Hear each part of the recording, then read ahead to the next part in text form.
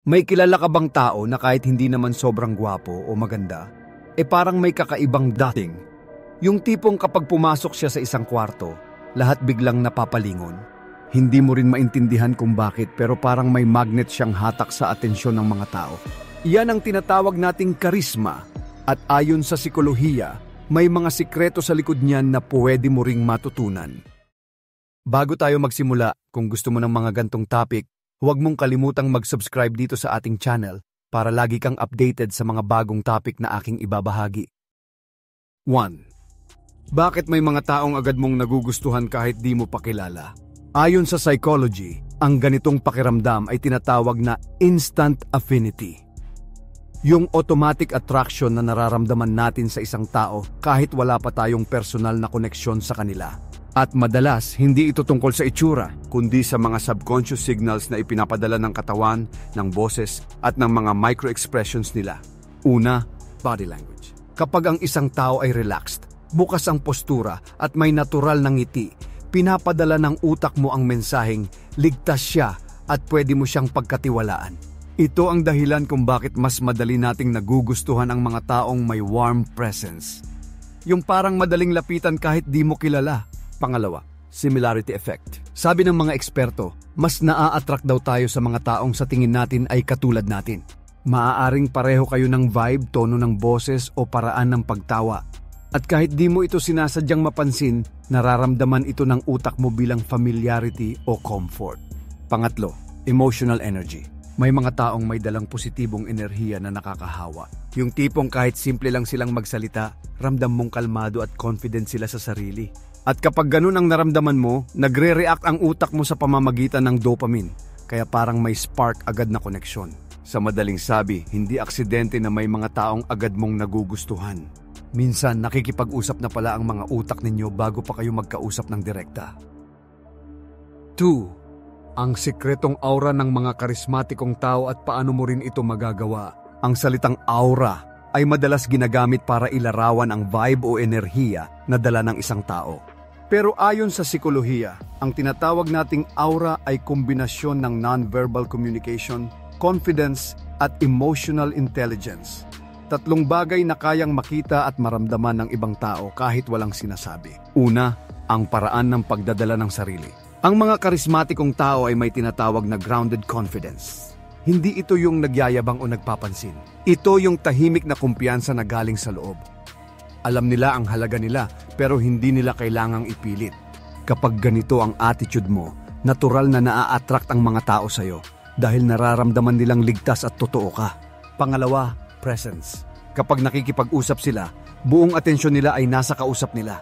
Walang cellphone, walang pag-aalangan. Ramdam mo na nakikinig talaga sila at yun ang nagdudulot ng connection. Sabi nga ng mga psychologist, the most magnetic people are those who make you feel like you matter.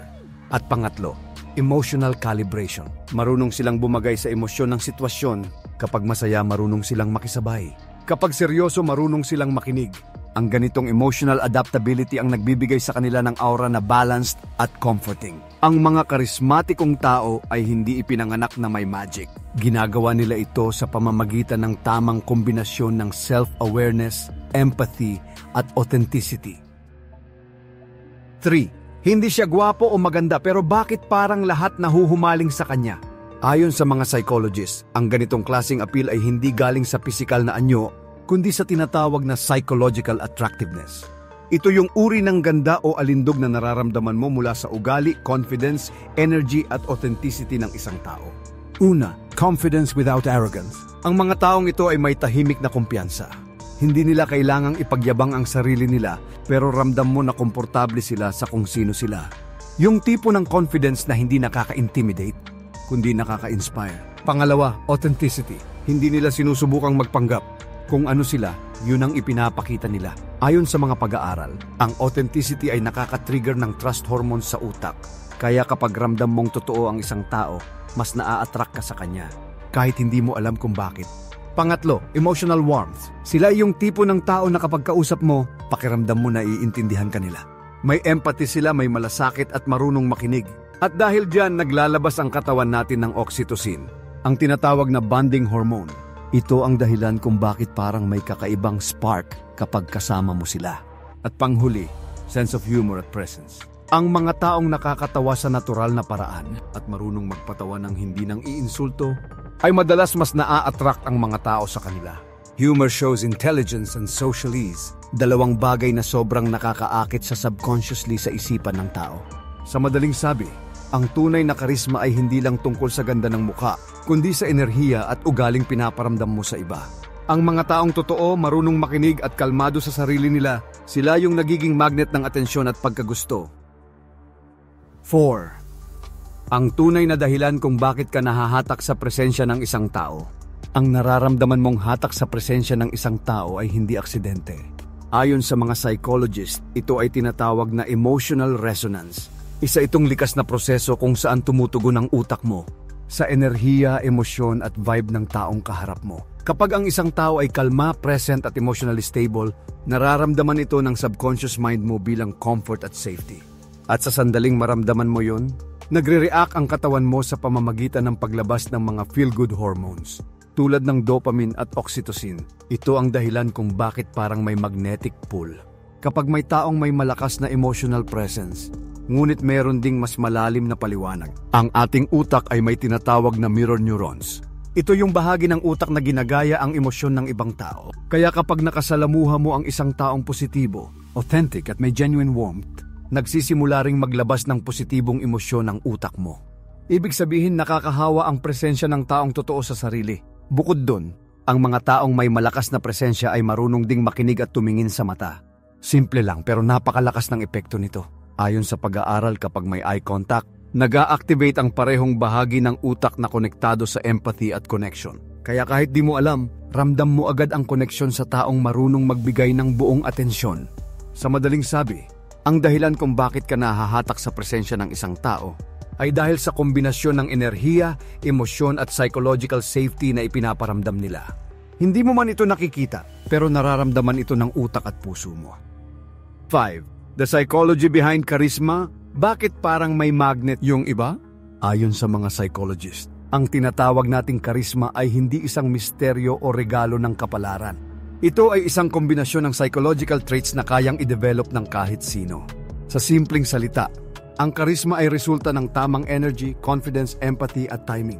Una, confidence. Ang mga karismatikong tao ay may tiwala sa sarili, pero hindi sila nagyayabang. Ang kumpiyansa nila ay hindi tungkol sa pagpapakita ng superiority, kundi sa pagiging komportable kung sino sila. At kapag ramdam ng ibang tao na komportable ka sa sarili mo, nagiging komportable rin sila sa'yo. Yan ang unang susi ng karisma. Pangalawa, emotional expression. Marunong silang magpahayag ng emosyon sa tamang paraan. Hindi sobrang expressive na at hindi rin malamig o detached. Tama lang, totoo, kalmado at natural. Sabi ng mga eksperto, ang ganitong emosyonal na balanse ay naglalabas ng trust signals na nagtitrigger ng koneksyon sa utak ng kausap mo. Pangatlo, empathy. Ang mga taong karismatiko ay hindi lang magaling magsalita, mas magaling silang makinig. Nakukuha nilang maramdaman ang emosyon ng iba, kaya kapag nakikipag-usap sila, ramdam mong naiintindihan ka talaga. At dahil doon nagkakaroon ng psychological bond na parang invisible connection sa pagitan ninyo. At panghuli, energy. Hindi ito basta pagiging hyper o masigla. Ito yung emotional vibration na dala ng isang tao. Kapag positibo, present at kalmado ang energy mo, nararamdaman ito ng mga tao sa paligid mo. At kusa silang naa-attract kahit walang salita. Kaya nga sabi ng mga psychologist, charisma is not about what you say, it's about how you make others feel. Hindi mo kailangang maging sobrang galing magsalita. Basta maramdaman ng kausap mo na totoo ka. Doon nagsisimula ang tunay na magnetism ng karisma. 6. Tahimik, pero nakakahatak. Ang misteryong karisma ng introverts. Ang karisma ng mga introvert ay madalas hindi nakikita, pero nararamdaman. Ayon sa mga psychologist, ang kanilang magnetic charm ay nakatago sa depth, presence at authenticity. Una, ang lakas ng presence. Habang karamihan ay nagsisikap mapansin, ang mga introvert ay komportable sa katahimikan. At sa panahon ngayon kung saan sobrang ingay ng mundo, ang pagiging kalmado ay nagiging rare energy na nakaka-attract. Ang ganitong uri ng presensya ay nagbibigay ng pakiramdam ng kapayapaan at seguridad. Kaya natural lang na mahila ka papalapit sa kanila. Pangalawa, ang pagiging observant. Ang mga introvert ay mahusay magbasa ng emosyon at kilos ng tao. Dahil madalas silang nakikinig kaysa nagsasalita, mas napapansin nila ang maliliit na detalye. Yung tono ng boses, galaw ng mata o ngiti na pilit, at kapag kausap mo sila, ramdam mong naintindihan ka nila. Ito ang uri ng koneksyon na bihira, kaya sobrang nakakahatak. Pangatlo, authenticity at emotional depth. Hindi sila mahilig sa mababaw na pakikitungo. Kapag nakipag-usap ang isang introvert, madalas totoo at may laman. Hindi ka makakaramdam ng pagpapanggap o agenda. Sabi ng mga psychologist, ang ganitong klaseng honesty ay nagpapalabas ng trust signals sa utak. Kaya kahit hindi mo pa sila ganap na kilala, parang ligtas ka ng magtiwala. At panghuli, energy control. Habang ang karamihan ay ginagastos ang energy para mapansin, ang introverts ay maingat kung kanino nila ibinibigay ito. At dahil dito, kapag pinansin ka nila o binigyan ka ng oras, ramdam mong special ka. Ito ang tinatawag na selective warmth, isang uri ng karismang mas tahimik pero mas totoo. Sa madaling sabi, ang karisma ng introvert ay hindi nakikita sa volume ng boses, kundi sa lalim ng koneksyon na kaya nilang ibigay. Hindi nila kailangang maging sentro ng atensyon dahil minsan sapat na ang presensya nila para mapansin ng lahat. 7. Paano ka nagmumukhang kaakit-akit kahit walang effort? Maraming tao ang naniniwala na kailangan mong maging physically attractive para mapansin. Pero ayon sa psychology, ang tunay na appeal ng isang tao ay hindi lang nakabase sa itsura. Kadalasan ito ay nanggagaling sa tinatawag na subconscious cues. Ito yung mga maliit na bagay na hindi mo napapansin pero naaapektuhan ka. Halimbawa, ang paraan ng paglakad, kumpiyansa sa postura, tono ng boses at pati na rin kung paano ka tumingin sa kausap mo. Ayon sa mga pag-aaral, ang taong may natural na self-assurance o tiwala sa sarili ay madalas na nakikita bilang kaakit-akit kahit hindi sila traditionally handsome o beautiful. Kasi kapag kampante ka sa sarili mo, ipinararamdam mo sa iba na safe silang maging totoo rin sa harap mo. At yan ang nagiging magnet mo. Isa pang sikreto ay ang tinatawag na emotional congruence. Ibig sabihin pareho ang emosyon na pinapakita mo at yung nararamdaman mo sa loob. Halimbawa, kapag genuinely masaya ka, hindi mo kailangang pilitin ang ngiti mo. Ramdam ng tao na totoo ito at doon sila naa-attract. Kabaligtaran naman kapag pilit ang kumpiyansa o scripted ang kilos, madalas nararamdaman ng iba na may maskara ka. At doon nawawala ang natural charm mo. Kaya minsan hindi effort ang kailangan, authenticity ang sikreto. Hindi mo kailangang gayahin ang kilos ng iba, kundi hanapin kung saan ka komportable at sino ka talaga. 8. Hindi mo alam, pero ganito ka nagiging karismatiko sa ibang tao. Ayon sa psychology, hindi lang salita o itsura ang basihan ng karisma. Madalas, ito ay resulta ng mga unconscious behaviors, mga kilos at reaksyon na hindi mo sinasadya pero napapansin ng utak ng ibang tao. Halimbawa, kapag nakikinig ka ng totoo, hindi lang basta tumatango kundi nakikinig ng may interest. Ramdam ito ng kausap mo. Ang tao kasi instinctively naa-attract sa mga taong nakakaintindi sa kanila. Kaya kung ikaw yung tipo na marunong makinig at hindi lang puro salita, nakakabuo ka ng invisible charm. Pangalawa, ang energy na nilalabas mo. Hindi mo kailangang maging super lively o maingay. Minsan, sapat na yung kalmadong presence na nagbibigay ng comfort sa paligid mo. Sabi nga ng mga eksperto, ang mga taong emotionally stable at kalmado ay may natural na magnetism dahil nagpaparamdam sila ng security. Pangatlo, ang paraan ng pagtawa o pagngiti mo. Hindi kailangang perpekto ang ngiti basta totoo. Ayon sa mga pag-aaral, ang genuine smile ay may kakayahang mag-trigger ng mirror neurons sa utak ng ibang tao, kaya nararamdaman nilang masaya rin sila kapag kasama ka. At eto ang nakakagulat, ang vulnerability mo ay bahagi rin ng karisma mo. Kapag hindi mo tinatago ang mga pagkakamali o kahinaan mo, nagiging mas relatable ka. Hindi dahil gusto ng tao ang pagiging mahina, kundi dahil gusto nilang maramdaman na totoo ka. 9. Ang unconscious tricks ng mga karismatikong tao at paano mo gamitin ito. Ang karisma ayon sa psychology ay hindi laging sinasadya. Maraming karismatikong tao ang nagtataglay ng unconscious tricks, mga kilos at gestures na nakaka-attract ng atensyon at tiwala ng iba. Una, micro-expressions at subtle body language. Hindi mo namamalayan pero ang maliliit na galaw ng muka, tulad ng slight smile o eye contact, ay may malaking epekto sa utak ng kausap.